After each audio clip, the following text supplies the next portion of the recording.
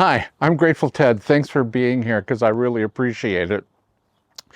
You know, you watched that intro and it says that this is a travel and events vlog, but I didn't go anywhere this week and there's nothing going on right now. So I thought I'd talk about something that's been on my mind for a while, and that is Ted Lasso. There's been talk about a spinoff, and I want to talk about issues that may pop up or expectations that may not be met. So that's what we're going to talk about today, Ted Lasso. But first, I think it's important for me to give you some perspective, my perspective, so you know where I'm coming from. And that will help you determine how right or wrong I am. And I would really appreciate it if you'd put comments down below on that. What do you think? Okay? So here's some of my perspective. At about the turn of the century, the 2000s, I changed my viewing habits, as I'm sure many people did. The internet had taken over. People started cutting the cord. And I discovered Firefly. And for the longest time, I was convinced that that was the best television program ever, until I found The Newsroom on HBO. So then I thought that was the best, and I'm thinking Firefly's the next best. Then I discovered Person of Interest. And not only was it excellent, but it also was so germane to what's going on today in the artificial intelligence area. So I had to rethink my order of what I think is the change things. And I did. But Ted Lasso came along, and it's really not like any other television show, and I'm not putting it up here. It's like over here, because it's so different.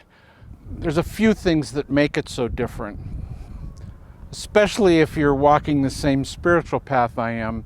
There are these things on my spiritual path known as loving kindness, universal compassion, sympathetic joy, and equanimity. And if you watch the full 3 seasons, you'll see that Ted goes through almost all of those. He gives a lot of loving kindness. He is compassionate. When somebody does something good, like when Jamie made the extra pass in season, whatever it was, I think it was season 1, and he sent them the message, way to make the extra pass. And he's trying to get ensconced in equanimity, and that's when he has the panic attacks that take him out of that. Ted coaches everybody he comes in contact with to be the best version of themselves. He gets a lot of crap from people, and he still treats them with kindness and compassion and empathy. We should all be such good humans. You know, usually there is, when you have jokes, there's a person that's the butt of them. In Ted Lasso, people didn't tend to be the butt of jokes. There were a few, but people didn't seem to be the butts. What was funny was the situations, because we could all relate to them. The show is listed as a comedy.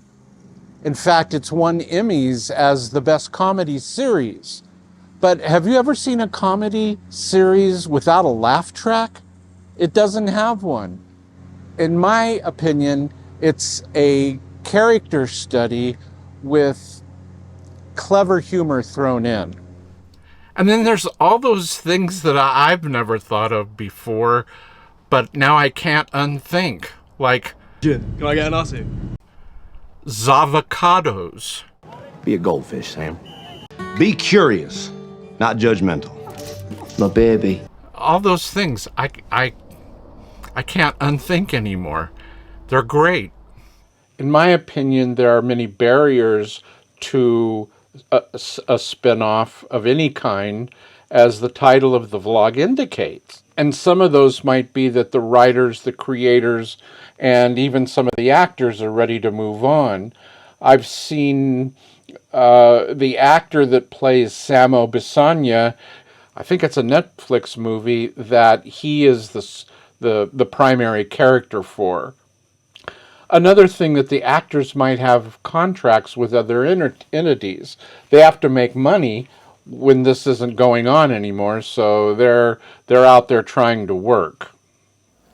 I think probably the major issue here in doing spinoffs is Jason Sudeikis had said that he and Brendan Hunt and Joe Kelly had sat around and they thought about this 3-season arc, and they don't have another one, and they don't know if they'll ever have another one.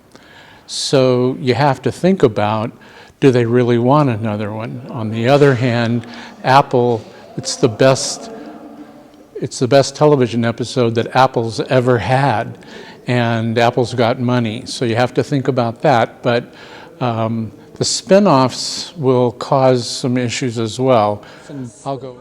One of the things is, if Jason doesn't come back for any spin-offs, Ted Lasso's not going to be in there. And Ted Lasso was the character that everybody was attached to, and the kind vibe kind of deal. So it'll be interesting to see if they do have that, a spin-off without Ted Lasso, if we all like it as much. Beard isn't necessarily kind and compassionate. Roy, Nate, who is it that's kind and compassionate? Maybe Keely, but she's got issues of her own. And, and the issues may be all that they need to create a new spinoff. I think another barrier is Ted's kid and Phoebe they're going to grow up in age. It's going to be at least 2 or 3 years before a new season comes out, if they do, whatever spinoff or anything. And so those kids are going to grow. We saw that in Harry Potter. And that might be another barrier, or it could be that Ted's kid got old enough that he felt okay coming back. I don't know, but I think everybody aging, including the kids, is going to be somewhat of a barrier. There's actually quite a few spin-off threads if you think about it. There's Roy seeing Dr. Fieldstone get his thing together, and the whole dynamic between Keely and Roy and Jamie. If Dr. Fieldstone does a good job with Roy, maybe he and Keely can get back together. There are multiple times in season 1 where Keely outright says to Roy, "I love you." So we know she loves him. At that final scene in England where Keely is holding Phoebe on her lap, that might be, an indication. There's the whole Nate and Jade thing that could be going on. There's the whole Beard and Nate and Roy as coaches of the team. Who knows?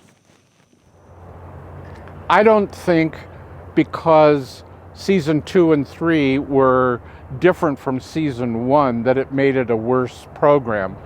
We still need the kindness, the compassion, the equanimity and the sympathetic joy that Ted Lasso gave all of us viewers.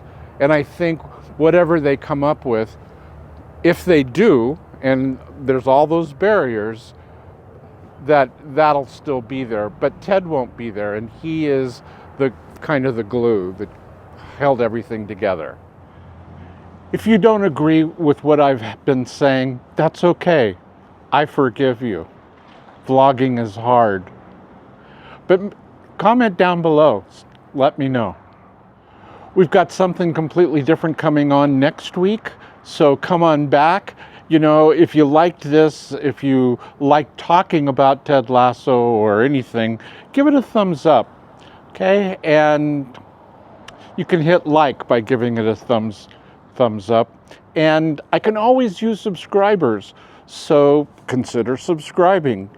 And next week, something different, so we will see you next week.